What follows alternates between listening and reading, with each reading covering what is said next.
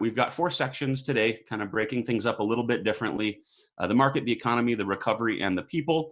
And as I said, we are going to spend most of our time on the market, just because it's our bread and butter. It's what we know the most about. I think it's probably what you all are the most interested in hearing about, although I know I could go on rambling about other things, but we're gonna keep it pretty focused on the market mostly, as well as these other three related pieces. So as is the case, and this has not changed, everything depends on three dynamics: the length of the pandemic, the impact of unprecedented levels of stimulus, and then of course the consumer response or reaction, and how that drives spending and consumer behavior as a result. So things move and change pretty fast. If I told you back in December or probably even January that a small bottle of Purell or Clorox wipes or Lysol would be worth more than a barrel of oil, you probably would have told me I'm crazy. But here we are. In other news, maybe a sign of the times, the Pentagon more or less confirmed the existence of UFOs the other day, and it barely even registered, barely even made the news. So kind of interesting things there. All right, so here we are, 2020, written by Stephen King, directed by Quentin Tarantino. Let's time travel to 2020, Spock says how many years ago, and nah, let's come right back. I think we're good here. Okay, enough with the jokes. I just had to lighten the mood a touch. So let's get into the market. And as I said, I hope you guys are ready for a data adventure. See if I can get a little laser going for you guys. Okay, so this is showing activity. It's MLS wide, and we use our rolling weekly methodology here just so it doesn't look so volatile like the daily counts. I know we've gone over this in the past. I'll just point out really briefly, there seem to be 3 or 4 sort of different moments or points along this trend line that sort of changed things. And the first was, of course, the first positive test where we saw showing growth kind of stop. The second was the state of emergency. And then shortly after was the closure of the schools. And that's really what I think kicked off. Well, that's what evidently kicked off a lot of this slide. Seemed like the decline was slowing until we had that shelter in place order. And then we kind of continued our slide. The good news since then is we've really seen pretty nice growth since then. So this goes through 428, pretty recent for you guys. And I'll just show one other kind of thought here, the way I might look at this differently.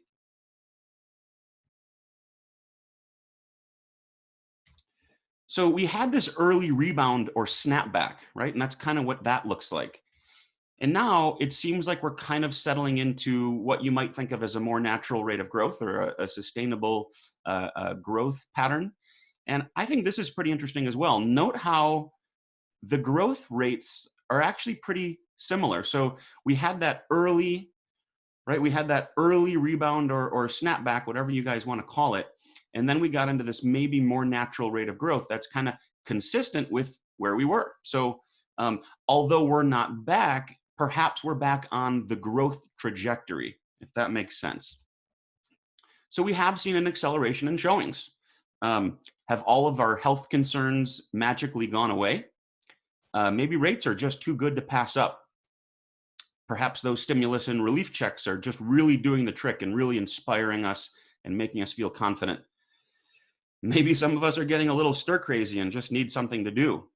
Maybe people suddenly need more or different space, like a home with 2 master bedrooms or a home with 4 home offices. Just a thought. Could this all be an overreaction, right? It wasn't. I think we really have to remember here, folks, it wasn't worse. This thing wasn't worse because we stayed at home, right? So I would encourage us to keep that up. And I will also add, the economy will recover, but those who tragically lose their lives will not. Okay, so let's break things down a little bit. Let's break our big sort of monolith of a market into some different subparts. So let's talk affordable, middle market, and then let's also talk luxury. So thinking about that affordable end of the spectrum, typically younger first-time buyers, although not always. Some of those people are going to be working leisure, hospitality, restaurant, retail jobs. Again, not all of them. And some of those folks may have been harder hit than others, and they can't work from home. And so they may not be as likely to buy, at least in the short term. I'll add, I still think strong demand and weak supply in these affordable brackets could keep prices fairly firm, fairly propped up. So even though some of these workers may be some of them may be falling out, others may be delaying. I know some have had no impact, but I don't think this will impact pricing in this segment as much as it probably will in luxury. So in the luxury part of our market, we have this thing called the wealth effect, and I know we've talked about this a little bit. So luxury buyers seem to be more affected by stock market swings or gyrations in equity markets. And this perceived wealth effect can really affect confidence, spending, major purchases, and other dynamics. So what about that middle market then? Just your regular salaried professionals who are able to work from home, perhaps some growing families, new household formations, this kind of thing. Maybe, a couple who bought that first condo and maybe they're looking at a move up to a 350 or a 4 or a 450 home. And so, those would be sort of those middle market buyers. One other interesting thought, what about downsizing boomer households? And what will this do to 55 plus or senior living, given some of the concerns that are going through, senior care facilities now? So as we talked about those affordable, those buyers at the affordable end, I think we showed this last time, but look at March non-farm payroll, or just the March jobs report. And I want you guys to look over to the right here. The vast majority of the job losses were in that leisure and hospitality segment. So it seems to be disproportionately affecting buyers in that affordable segment.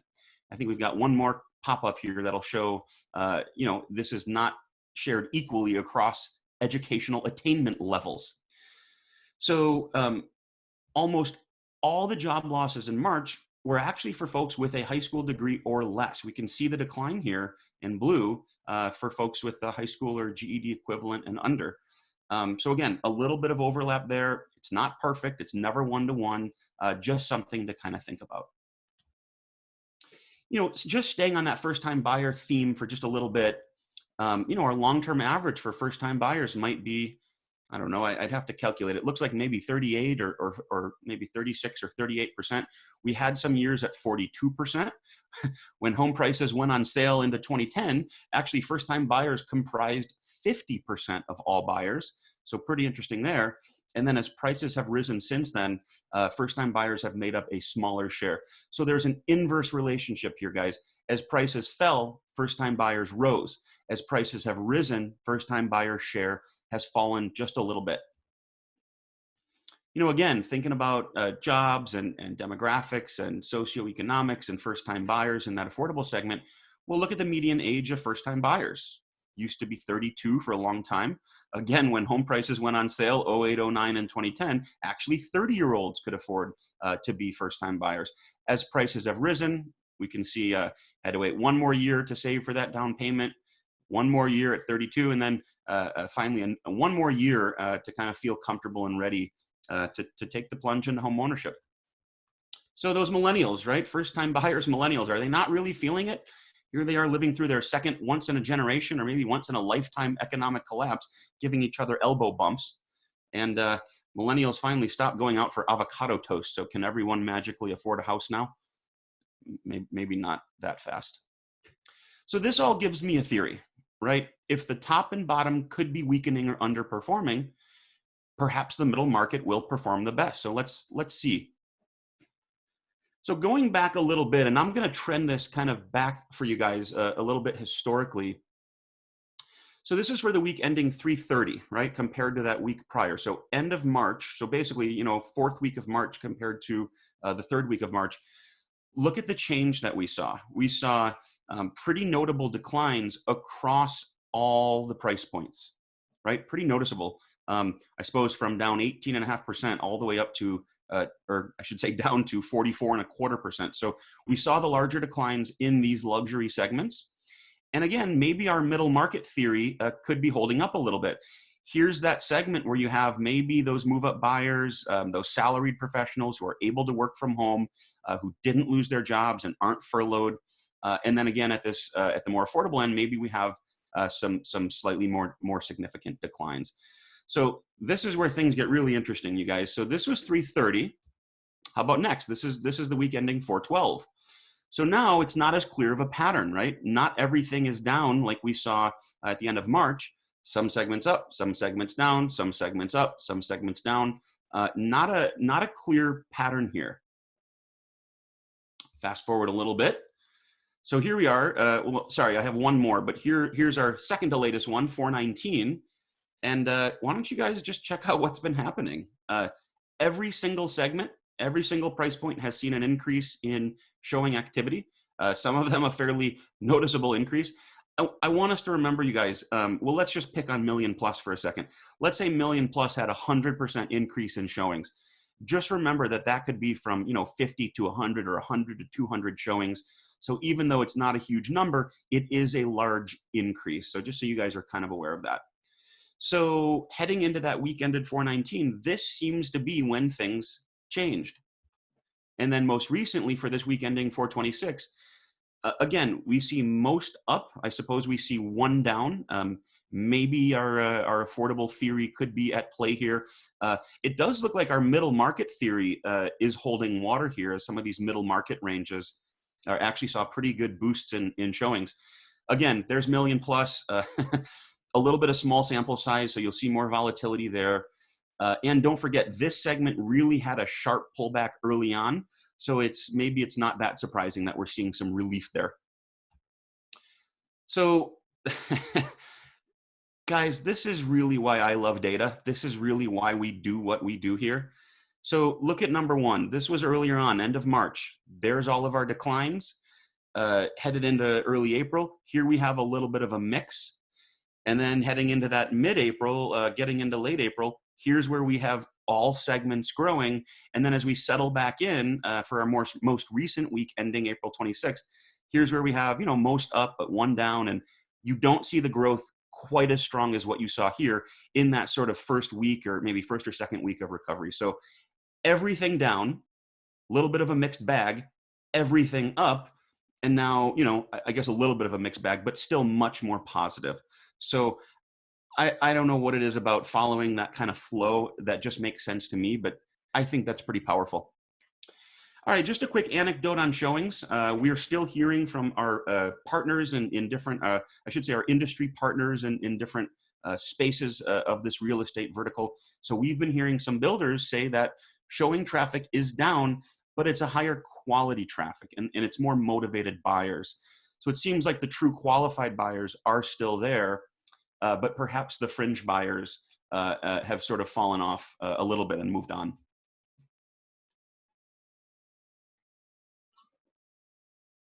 Okay, how about overall showing activity? So again, going a little bit back into history just to kind of show you guys exactly what's happened. So this is a couple weeks old. Again, some growth, some decline, some growth, some decline. Fast forward a little bit to that week ending 4/19, which really did seem like a turning point, at least so far. I can't say with certainty that that's I can't say with certainty the worst is behind us, but it did seem to be a turning point in terms of showings and pendings. So look at the growth here, guys. Again, every single segment experiencing notable growth on the showing side. So that was 4/19. Fast forward to 4/26. Again, we have some up, some down, definitely most up. In fact, I think this is the only segment that's down.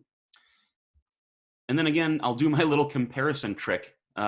Some up, some down, some up, some down. Here's that 4/19. All segments up pretty dramatically. Look at gray compared to blue for current week versus previous. And then most recently, most segments experiencing growth, the vast majority, but not quite this big of a boost. This was really the big surge in activity. Just thinking about the share, I know we've looked at overall showings, the showing volume by price point. What about the share of showing activity by price point? So homes under 200,000 most recently, about 1 in 4 showings in our market were for homes under 200,000. Less than 1%, about 2/3 of 1% of our showings were for homes over $1 million. Moving into 4/19, see that affordable end going down a little bit as Million Plus kind of ticks up a hair. And then most recently for that week ending 4/26, we did see $1 million get over 1%. So call that 1.1. And remember, guys, they actually started at 0.6 or 0.66. So we've almost seen a doubling here in our luxury segment. Some growth here, maybe in that second step up from the most affordable segment. And you guys can kind of see how things have changed from there. So I want us to think about a life cycle of a listing, right? So yesterday's new listing is today's active listing. Maybe that has a showing later this evening. Tomorrow, that becomes a pending sale. And the day after tomorrow, Saturday, it becomes a closed sale. Of course, the time frame is never that fast, never that tight. But this is sort of how I like to think about the life cycle of a listing. What's interesting here is that we're really trying to track showings because it is a leading indicator, right? It is the thing. Showings are the thing before the thing before the thing. So it's a really good leading indicator. That's why we're trying to really get at it. So let's go high level a little bit as we're thinking about new listings. This is taken straight from our weekly report. So seller activity, we can see for this year in blue, down, maybe a little stabilization down, little artificial stabilization down. We again see some stabilization. Perhaps the third time is the charm, but we'll have to wait and see. Versus last year. So we can also see that 2019 trend as well. Pivoting over to pending sales, so signed contracts, accepted offers, pending purchase activity that hasn't closed yet but is likely to. Again, we see that mid-March date as sort of the turning point where, actually pendings were looking really good compared to 2019. I'll also remind us that 2019 had some pretty extreme weather with a lot of snow and a lot of moisture in the late February time, and that led to a rapid melt in March that kind of held some sellers and held some listings back off the market. So pendings weakening a little bit at a time when we would ordinarily expect growth. Again, not to read too deep into the tea leaves, but I'll just say this. It seems like the declines were sort of accelerating. Now, perhaps we're seeing a change. Again, maybe I'm reading a little bit too much into these, but we'll have to wait and see. Some people might think of this as an inflection point where the rate of decline has sort of changed a little bit. And although we're not seeing gains, the rate of decline doesn't seem to be quite as dramatic. And we'll also see another chart that'll sort of confirm maybe things are changing on the pending side. Hey, David. Yeah. It looks like Amy has a question. So is seller activity down roughly 30%? Yeah, let's go back. So looks like about 1,800 down to 1,200. So 600 out of 1,800 is almost exactly a third. Yep. Almost exactly a third. And just know this is a week or two, about a week old. So come Monday, we'll have our fresh weekly report and my new weekly blog. So we'll see some more accurate numbers in 2 business days, maybe a business day and a half. Thanks, Rosie. Keep those coming. Thank you. Okay, so pendings, we were transitioning into actives or inventory. So a count of the active listings or the number of homes for sale that are listed in active status in the North Star MLS. So we have current year again in blue, year ago in gray. We see, note this gap closing, you guys. This gap was closing. So the gap between active listings or inventory, we were closing that gap this year because we saw some additional seller activity until things all changed and our whole world changed. And then we saw actives heading downward a little bit, again, at a time when we usually expect the inventory or the supply of homes for sale on the market to be on the rise. I'm going to speed through these next 2. This is week to week. So 419 into 426, the change in new listings, so seller activity. We haven't really seen much increase in seller activity in our 3 most affordable segments, which may make some sense. Think about people who own some of these homes. I'll just tell you guys this: if I lost my job and I owned this home, I probably wouldn't be selling it. I probably would want to hang on and sit tight. Pretty noticeable gains between $500,000 and $750,000. A little bit less, 3/4 up to $1 million, and then a little bit less over $1 million. Again, we saw pretty significant pullbacks in these 3 segments. So maybe there's a little bit of a relief now that we took the brick off the spring. The spring is sort of springing back to normal, if you will. Changes in pending sales, I suppose luckily, most of the growth in sales happened in the segments that also saw increases in supply or new listings. Also interesting, notice a little bit of an increase, and again, I don't mean to read too much into this, I suppose it's kind of what I do. Little bit of an increase on 350 to 500, even though sellers didn't sort of sellers didn't refill those bins, even though buyers are absorbing some product there. Okay, so here's where that new listing question, that down 30%, and also the trend, I think this is spelled out much better here. I also like that instead of comparing 2020 to 2019, which was sort of a wonky month because of weather, we're able to compare to the last 3 years. So we've got 2020 versus 17, 18, and 19. So again, we saw seller activity was performing pretty well. It was actually, kind of tied up here with 2017 for some time, well above 18 and 19 levels. And then again, mid-March into late March, we really saw things change. You can almost track what we saw in our weekly report: down, little stabilization, down, little stabilization. We actually started to see a little bit of an increase, but maybe we were a little bit too early on that. So maybe we'll have a little bit of a W, a little bit of a double bottom here, and hopefully we're able to climb shortly. Similarly, pending sales. 2020 in black, I do see a little bit of a bottoming out effect. I still think it's too early to tell, but at least things aren't, in free fall. And again, we can see where 17, 18, and 19, were at this point in April. 17 pretty strong, 18 and 19 pretty well tied up. But again, I think this is encouraging that we seem to be stabilizing a little bit. So let me share some March numbers, just because I think monthly numbers are more stable than weekly, and I just think they're kind of a better representation. But remember, this is March, not April. And also remember, the first half of March looked very little like the second half. And again, some weather considerations to keep in mind. Okay, so here's where our middle market theory really shines. So look at new listings for March of this year compared to March of last year. Here's where we see the new listings really kind of increase the most in these middle market ranges. Call it, 200 up to, well, maybe 750 isn't quite mid-market. Maybe call it 250 up to 6 or so, maybe really from 3 to 6-ish. You really see those increases. It almost looks like a little bit of a normal curve there. So new listings into pending sales, again, pretty noticeable pullbacks here at the far affordable end of the market. But remember, guys, this was on the decline anyway, because no one can refill those inventory bins, and everybody wants, an affordable place to live with a payment that works for them.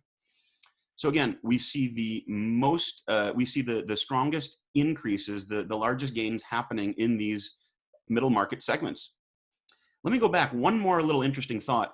So here's sellers, new listings, million plus, 9% more new listings in million plus, combined with 36% fewer signed contracts. There seems to be a little bit of a disconnect there. But I think, seller activity here is more or less matched up with buyer activity here. Not so much for million plus.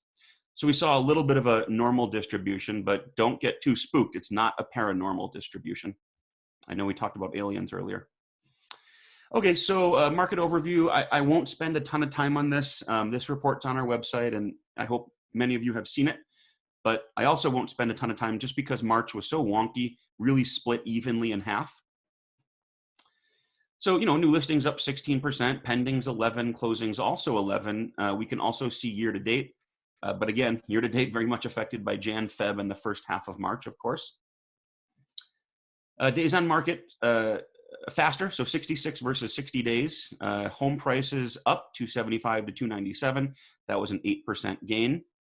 People are paying about 165 per foot. We've got about 1.7 months of supply, which is awfully low and very much a seller's market. And sellers are yielding or receiving 99.2% of their original list price. All right, let's change gears a little bit. The economy. In 2008, I think most of us know, housing brought the economy down, right? This was a housing-caused recession based on excessive supply and risky financing and pretty loose mortgage credit. And there goes my phone. and pretty loose mortgage credit. Fast forward 12 years here to 2020, it seems like the economy could bring housing down versus housing bringing the economy down. So this really was a black swan event. I know some investors refer to these sorts of things as black swans during what was a still strong economy otherwise, and a particularly strong housing market, as we saw. So this really feels more like a natural disaster, or an emergency. Think like a Hurricane Sandy or a 9/11, something like that. So what happened after the dot-com and the 9/11 crash? Well, the S&P was down 45% from September of 2000 to about 2 years later. How did home prices do in the year 2000? Up about 8.5%. Again, folks, I should mention this is national, not Twin Cities. '01, home prices up about 6.5%, and then '02 again, 8.5%. So just because the stock market was down and the economy was in recession, that didn't automatically mean that home prices must fall. So how about new homes only? So how did home prices for new homes compare over the last 5 recessions, for when we entered the recession versus when we exited? They were up in that recession, up again in that one, down a hair in that 91 recession, up about 6.5% in that dot-com bubble bursting. And then, of course, in our housing-caused recession or housing finance-caused recession, home prices down about 20% nationally. So that was new homes. What about all homes? So this one's an even more encouraging trend. Over the last 6 recessions, 5 of those recessions saw prices rising. The only one that saw prices weaken from the start to the end of the recession was that most recent Great Recession. That was housing caused. Okay, a few other notes here. 30-year fixed rate mortgages. Some of you here will remember 18% fixed rate mortgages back in the early 80s. Funny note, people were lining up around the corner to get mortgages at 17, 18%. Now I hear some of my millennial friends saying, 4% interest, what a ripoff. So kind of funny how much we're conditioned by the recent past. More recently, we have actually seen rates hit their all-time lows. I'll say that again. 30-year fixed mortgage rates just touched their all-time lows of, I think it was about 3.31, 3.32. And you guys can kind of see how that lined up with that all-time low in 2013. You guys can also see how, and I know many of you will remember this, rates were up into late 2018, and then they didn't start to come down until early 2019. So I think that's why we see a little bit of a pullback as buyers were feeling pretty rate sensitive there, especially first-time buyers. So I just mentioned that rates are pretty much as low as they've ever been. So no surprise that our friends at the Mortgage Bankers Association have recorded, again, near record levels of refinance activity. So this has kicked off a significant wave of refis. Remember what we just said, you guys, late 2018 into early 2019, no one was refinancing at those higher rates. So I guess I should say, be patient with your lenders. I know they're pretty busy. And remember, this is at a time when they laid people off because rates were higher and they didn't have much refi business. I know they've brought some on, but it's still fairly tough for some of them. So, all this means, I think all this means that rates can be the selling point again. So how much more home can I afford at 3.5% versus about 4%? Well, San Francisco, where prices are over 1.5 million as a median, a 0.5% difference in rate means you can afford $60,000 more home. Well, out there, that might get you maybe 10 or 20 more square feet. Here, it's a little bit of a different story. Minneapolis, you can see here somewhere in the middle. It looks like with just that rate change, it looks like a typical buyer, buying that median home can afford about 17,000 more homes. So I think that's a selling point. I think buyers need to hear that. The other silver lining, maybe it's a light gray-ish lining. Gas prices, right. I even heard $1 a gallon or even under. So gas is quite affordable now, and we saw what's happened in oil markets with the price of a barrel of oil actually going negative briefly. But we're all dressed up with nowhere to go. So Americans are driving about 42% fewer miles compared to the beginning of February. So no surprise that as the Saudis and the Russians and other OPEC nations continue to pump out oil, we're just not consuming it. So there were literally tankers circling the planet, circling our ocean, looking to dump oil, and they couldn't find a place to put it. The reserves were full. Nobody wanted it. Kind of a crazy time. You know, I'm not going to sugarcoat this. We're going to have some ugly months, and we're going to see some ugly data. We already have, and I think I think we probably haven't seen the worst. So quarter one, GDP down 4.8%.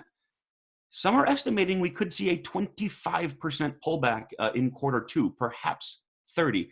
I can tell you, it's going to be kind of a one-time thing. I don't think we're going to see double-digit declines again after that second quarter, but we will have to watch that. So just so you guys can kind of see, it's really unlike anything we've seen. So here's a little bit of a positive. Look at temporary layoffs as a percentage of the unemployed folks. So it's actually, temporary layoffs. I think this speaks to furloughs. So just temporary layoffs or furloughed. A lot of folks are furloughed instead of being, laid off entirely. So it should be easier for some of those jobs to come back. Not all, depending on area and sector and the business. But that is a positive stat. All right, let's transition into a little bit of a discussion on the recovery.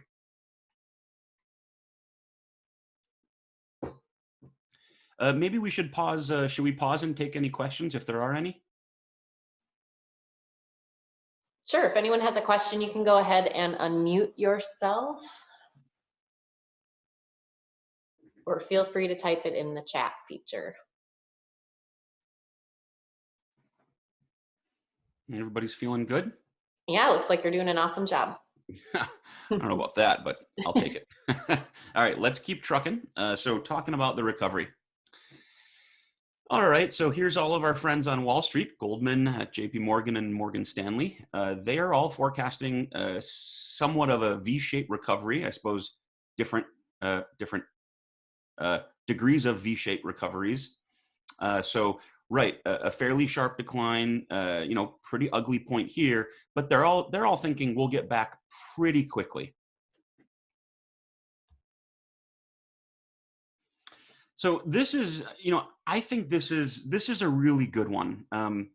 So we come down sharply, a pretty severe drop here. We see this initial bounce back, maybe even before some of the restrictions are lifted. We see this bounce back in economic activity. We've already seen it in showing activity, and most of the restrictions haven't been lifted. Although I do think sentiment around it is changing. So once we have that initial sort of snapback, then we have slow growth until we get the health issue under control. And then depending on how long that takes, and again, the efficacy and the impact of our policy tools that we've been implementing, if that works well and consumers are feeling pretty good, we could look like this. If it takes a little bit longer and the policy tools aren't as effective as we thought, could take a little bit longer, or of course, anywhere in between. So this is why I think this is so fascinating. Didn't we see this one at the beginning? So sharp pullback, snapback, slow growth. Sharp pullback, snapback, slower growth. Maybe there's something to that. Maybe I'm reading a little bit too much into that. So Myers Research, who are affiliated with Metro Study, definitely recognized as one of the industry leaders for the new home market, builders, and they have a lot of other clients. They're saying that the forecast shape of this recovery could maybe be more like a check mark or a slightly tilted V.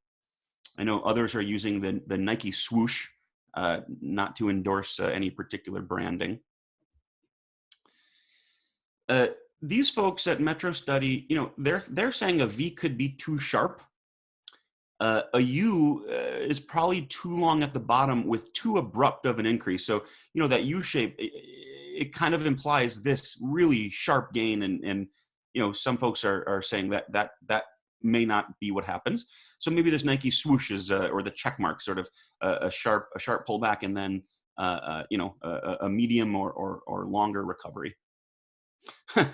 Little sideshow Bob over here. Some are talking about a W shape, and others are actually talking about an L shape. The W is possible. I would say the L, where we come down and stay down, is pretty unlikely. I'm a glass half full guy. I'm also a realist. Okay, so quarterly change in GDP. Let's just quickly, and we won't spend a ton of time here, but let's just quickly look at, I don't know, the last, 1, 2, 3, 4, 5, 6, 7 or 8 recessions.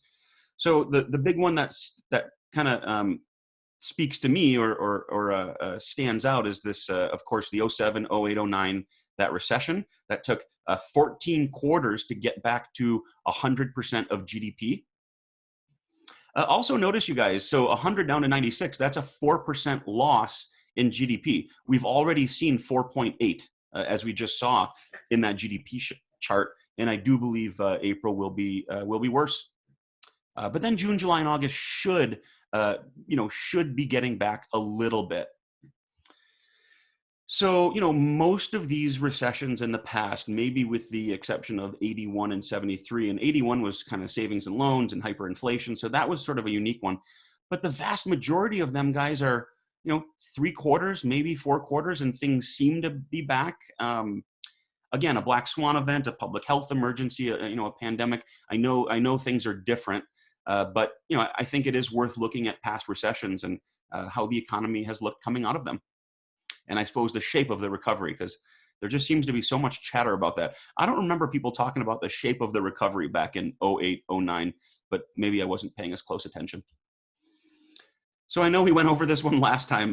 This one fascinates me. I understand Hong Kong is not Minneapolis, and I understand Hong Kong is not the United States, but the blue is actual Hong Kong GDP. The gray dashed line is that GDP trend. You can see it approximates it pretty well.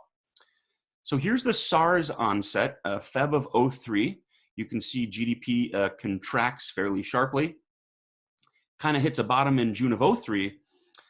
And then, it looks like by maybe October or November, it kind of got back on that trend. So if we can follow this model, maybe things won't be as bad as people think.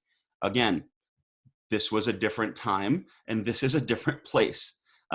But they both were public health emergencies. They both were sort of pandemics. So maybe this can give us some insight, but I wouldn't bet the farm on exactly that happening.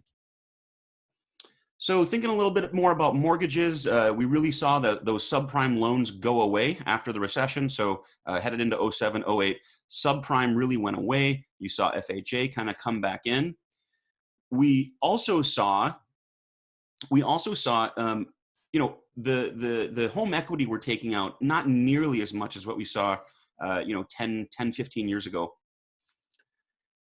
So here's kind of the ATM effect, where consumers took $85 billion in home equity and they extracted that out of their homes. So that was kind of the ATM effect. And remember here, you guys, and I know this is a couple years old, but even here, our median home price was at an all-time high. So home prices were actually above where they were here, but notice we're not doing the ATM thing anymore, and that's a really good thing. So what does this all mean? Why would I be showing you this? Even if home prices were to come down a touch, and we're not forecasting necessarily that they will, but if they were to, this says that homeowners have such a larger cushion now in equity that, let's say someone bought for 300 and their home's worth 350 now, and maybe it comes down 20 or 30, well, you're still in the positive. If your home was worth 350 and you're in it at 300 and it came down 30 and you took 50 in home equity out, well, now you're underwater. And that's kind of what happened here. And that's really what led to the foreclosure, REO, and short sale epidemic, and all the other dominoes that sort of followed that. So I think we're in a much better place. I mean, this kind of shows we're in a much better place. And so even if home prices were to come down, homeowners will be in a much, much better position. I think that's pretty important.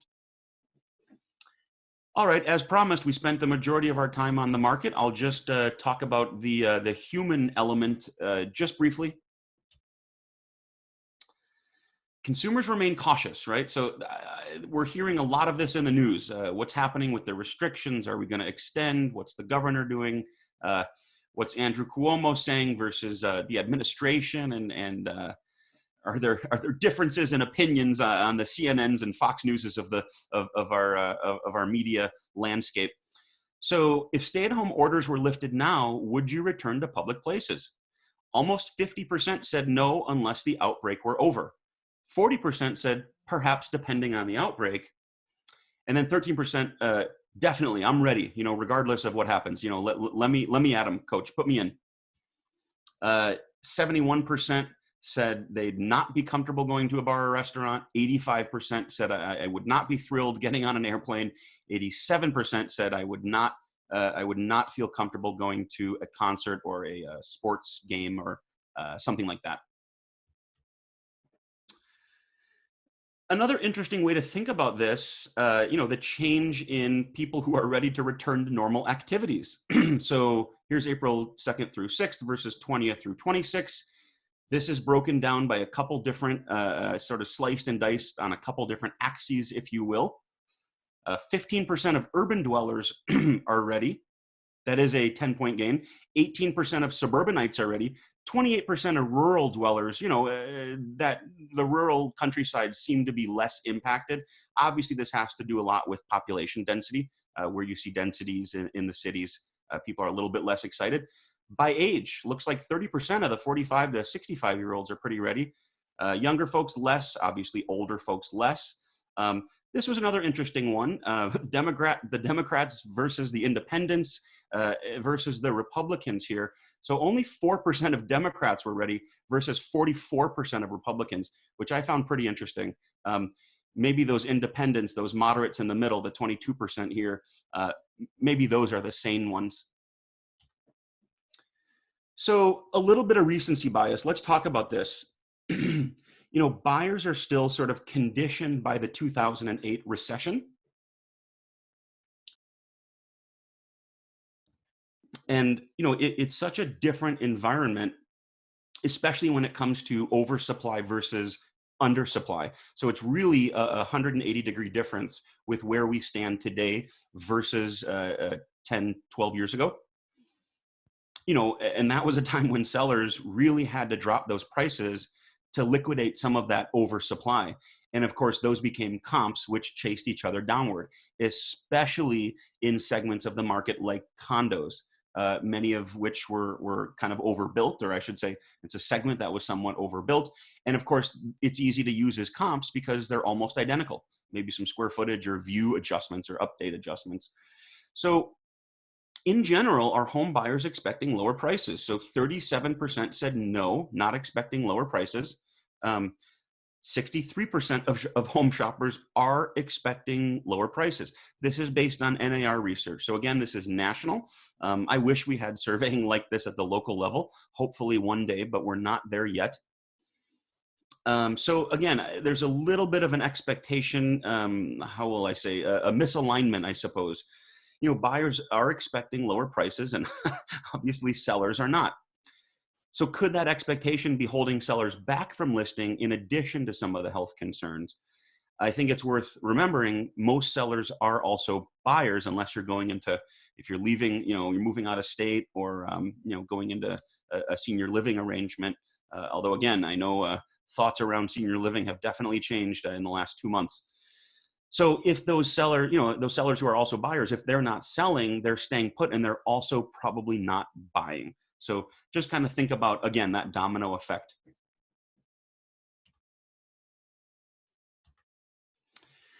So, oops, did I miss one? Nope, sorry.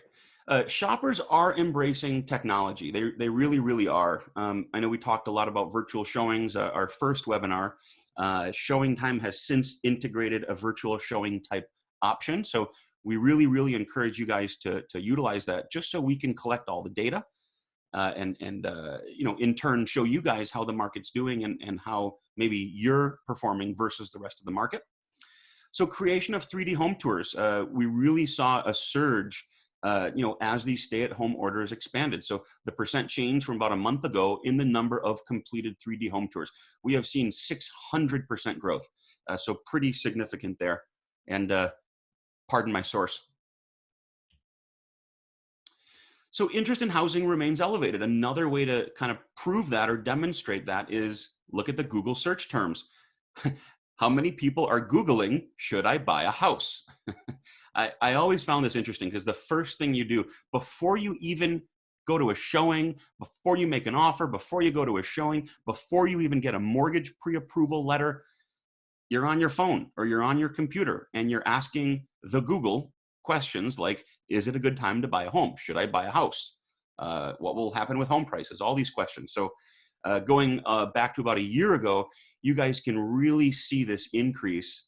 I think this spike, I don't know if this is virus related. This spike, I think, is rates. I think that's interest rate related, but I'd have to go back and check. But here's where we really see this increase. Something's happening in the economy.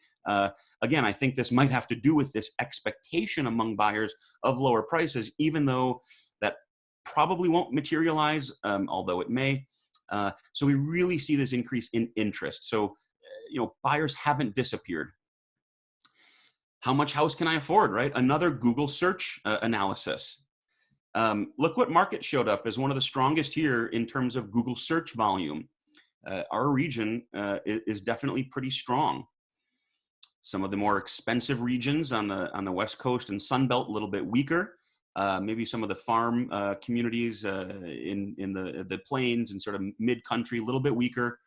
Maybe a little bit weaker out east, but sort of a mixed picture. But here in the upper Midwest, this Great Lakes basin, we do pretty well. And might I add, we don't have hurricanes, alligators, cockroaches, or tsunamis. I don't need to sell Minnesota to you guys. You all live here. So Minneapolis showing up on that list, pretty exciting. 68% of respondents to this Realtor.com survey said that their plans to move or not move really haven't changed. So 70%, about 7 in 10 consumers, or maybe home shoppers, you could say, really haven't changed their plans.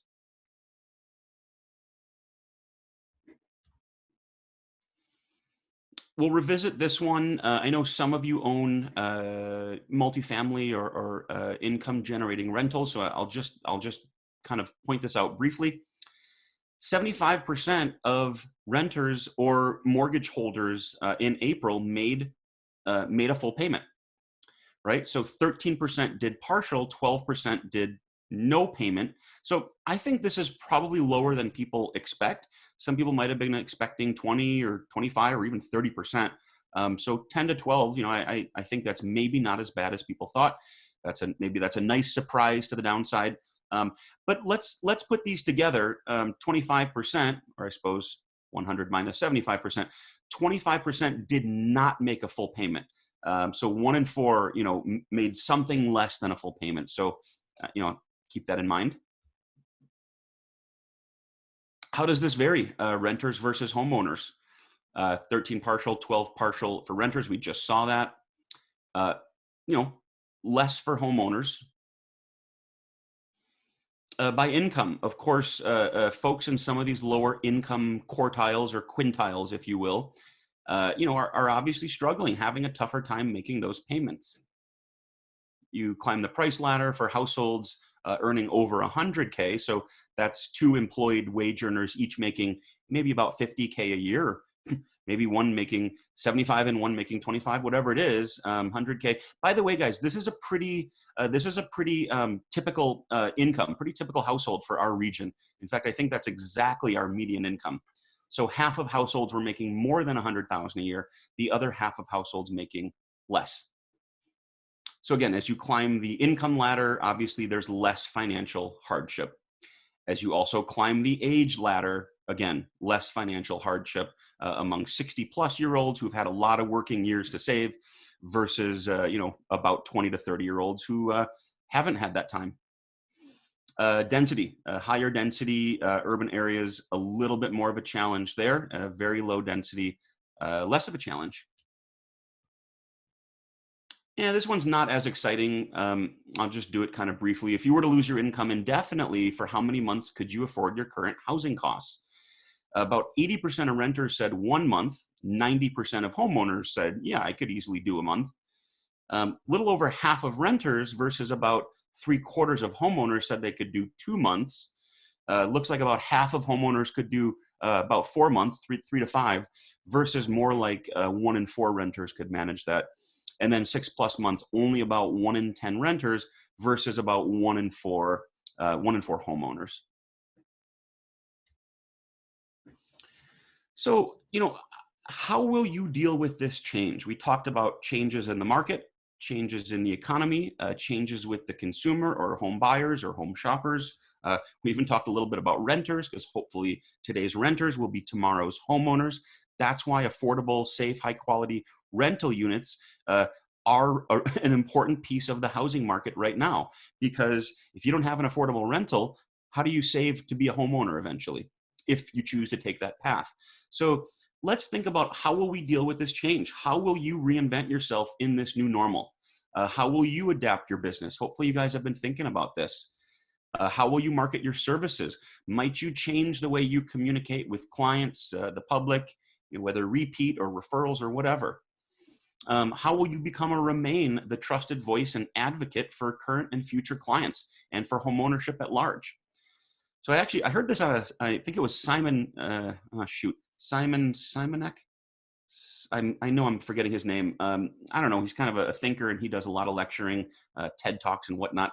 And I heard him say this, don't ask, how do we do what we're doing? But instead ask, how will we do what we're doing in a different world? We've seen shifts, you guys. I'll just point out a few. Shifts in shopping, right? Contactless pickup and delivery. Rentals and condos. What about shared spaces? We already talked about 55+ senior living. That part of our community has been really hard hit by the virus. You know, Underlying conditions, immunocompromised, and close living quarters. Obviously there's pretty obvious reasons for that, but might some of those concerns trickle over to rentals and condos? How about, coffee restaurants versus home brewing and cooking? I find that I make pretty decent coffee, so why would I pay $7 a day for, a fancy latte or a fancy coffee? I won't say my cooking's perfect, but I make a pretty mean grilled cheese. So do I have to go out to the restaurant and spend, a lot more on eating out or takeout? I will say I'm pretty ready for a burger and a beer, and I know a lot of you guys are. Maybe a salad and a wine for some of you. How about commuting or working remotely? Will every company want to pay top dollar for Class A downtown real estate if they're realizing that a quarter or half or 2/3 of their workforce can be really productive working remotely? How about the trust picture? Any shifts there? The economy, leadership, our health system, the Federal Reserve, debt,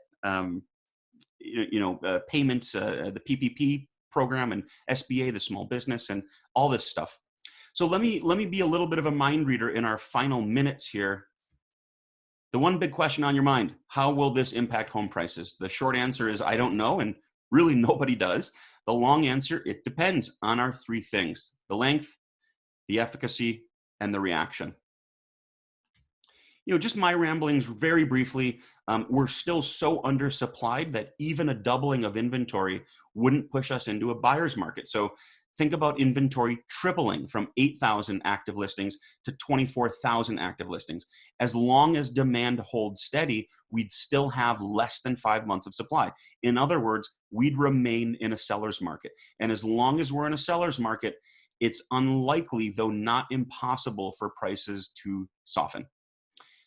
If the pandemic doesn't get under control, as we saw with some of those different recovery types, V-shaped and otherwise, checkmark and swooshes, that could mean that buyers pull back, and that could force some sellers who must sell to sort of chase each other down with price reductions, and then again become comps for some of their neighbors. So I want to quote Lawrence Yun, chief economist of NAR. Dr. Yun is far smarter than I am, and I know he's got a whole team of researchers doing really excellent, really important work. So he says that we can expect more temporary interruptions to sales, in the coming months, but home prices are still pretty likely to rise because of this supply-demand imbalance. Again, very different than what we saw in 2008. And I'll end with this, a little bit of a light note. Amazon has become a utility in this crisis, defensive, reliable, indispensable. And Netflix has become more like a pharmaceutical, an inadvertent cure for mass anxiety, a panacea for a populace trapped in their homes. And I just love Ryan's response. Take 2 Tiger Kings and call me in the morning. With that, you guys, I want to say thank you. We will entertain questions and thoughts. I also want to encourage you all to wash your hands. And remember, with great data comes great responsibility. Rosie, I'll turn it back to you. Awesome. Thank you so much. We'll just open it up for questions.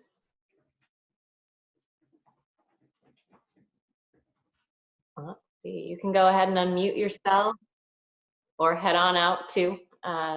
We appreciate you guys all taking the time to join us today. And make sure you are checking the MAR education calendar. We have a lot of stuff coming up for CE and non-CE alike. We'd love to see you there.